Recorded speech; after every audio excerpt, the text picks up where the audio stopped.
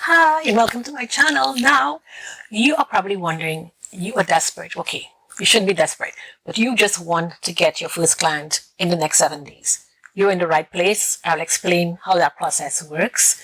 Remember to like and subscribe to this channel if you want more information about how you can get started or even successful in your digital nomad / freelancer / virtual assistant journey. Now, let's get into it. How to land your first client in the next 7 days. Easy peasy. Okay, it isn't that easy, but it's straightforward enough. Number one, the first thing you need to do is to figure out, I suppose, what it is you want, like what is you want to specialize in, what services you want to offer, what value you want to add to digital businesses, as well as, who you'd like to work with, I suppose, is one way of putting it up. Once you figure that out, you need to head over to all the different platforms. For example, Upwork. And I know you're probably thinking, well, what's the point? Trust me, this works. Most people look you up in different locations. Upwork, Instagram, potentially Facebook, Freelancer, and all of the other different platforms. Set up your online portfolio on all of those platforms where your clients are hanging out. So if your clients are not on Upwork, then don't use Upwork. But wherever your clients are hanging out, set up all of those portfolios, LinkedIn, etc. Next, you need you to set up your client onboarding process. So what is a client onboarding process? I know I explained this before, but for this particular video, a client onboarding process basically, and I can see an example of this here. I can show you, where you would like to process your client's information. So, for example, if a client who wants to sign up with you, they want to fill out a lead capture form, fill out all information, you capture all of that information, and then they go through that step-by-step process. Once they're ready to go with you, they say yes, what that process looks like. Map that all out on a sheet of paper if you need to do it first, and then you can go ahead and map it out in real life. Okay, what happens next? What happens next? So that way you know in your head what that process looks like, and then when a client comes on board with you, you give them that nice, wonderful, charming client onboarding experience. Next, you need to also set up a, I suppose, PDF version of your resume / portfolio, whatever that looks like. So depending on where you're going to be, if you're going to be a graphic designer, web designer, social media manager, depending on what it is you'd be doing, you will have a portfolio as well as a resume, or a website as well as a resume, or something like that.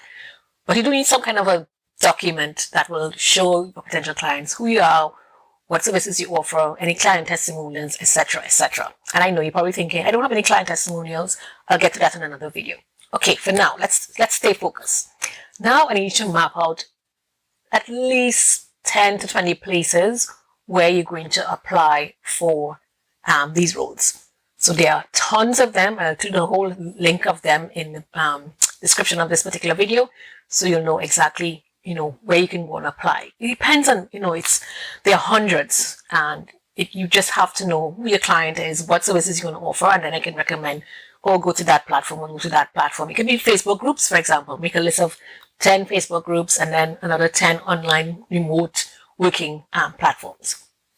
Next, I need you to be able to create a sheet where you're going to track where you applied. So just a standard Google spreadsheet will do, or Airtable spreadsheet, or any kind of a document you have where you're going to track it. So you're going to list a name, you have a column for all of the places where you're going to apply, the description of the job, the amount of money that's being offered, or how much you're going to quote, or how much you're going to, give them a price of, the rate that you're going to offer, and as well as the date when you're going to apply, etc. So you want to have that handy. Next, I need you to make a list of the top 10 questions. So you can see here on these particular forms I'm showing you, clients would ask the same questions. Most of your potential clients will ask the same questions over and over again. Give me an example of how you work in this role in the past. What are the out of these particular platforms, which ones have you used? All of those different questions. Give me an example where, you had a bad experience with a client and how you dealt with it. All of those different standard questions, they are going to be asking. Write them down on a sheet of paper in a Google Doc, and give it the best answer possible. This is going to save you tons and tons of time. For example, if you're in a project management role, look at the top 10 questions that people ask in that role. If you're in social media management, what are the top 10 questions? Give me a link to your resume, whatever. And you have all of that pre-populated information ready to go. So when you apply, it's going to be a much quicker process. Next, you are going to apply to between 30 and 50 roles over the next week. I know it might sound ridiculous, but start with 30 roles. You might be still working your corporate job. I don't advise you to leave your job at all. Just apply for those roles. Every evening when you go home, apply to between 5 and 10 roles. Because you already have all the pre-populated information, this should be, very easy process. Again, I'll include links, Facebook groups to other different platforms where you can apply. Okay. Once you've done that, you will also need to follow up. Yeah. So that's after the 7 days. So you apply, one very important thing I totally forget.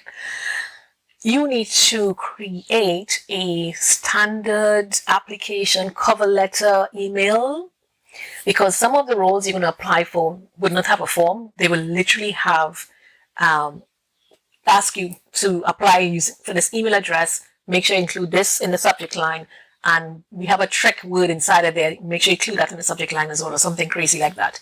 So have a standard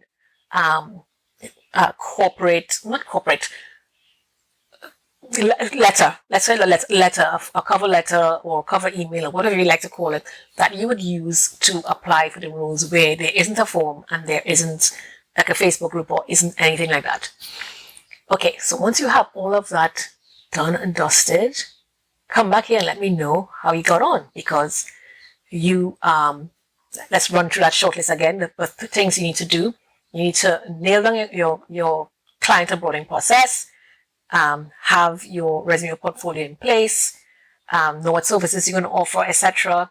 Have a list of the 10 top application questions that people would normally ask, 20 places where you're going to apply to 30 or 50 roles, follow up after 1 week, follow 10 ideal clients. Oh, I forgot about that one. Follow 10 ideal clients on Instagram, for example. It's a really good place to find roles, freelancer roles, remote client roles, etc., is inside Instagram stories. And the only way you can see those in Instagram stories is, well, unless you want to meticulously go every day to each of these profiles and look at their Instagram, not reels, stories, which is a bit tedious. But if you follow them, it will pop up, notification will pop up on your phone or your device and let you know that person did a reel and they're hiring or whatever it is. You will literally go in and have a look at that. Okay. And then, remember to set up all of the different portfolios in the different platforms.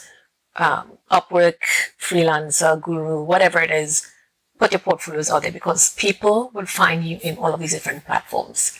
I hope that was helpful, and I guess I'll see you in the next video. Bye.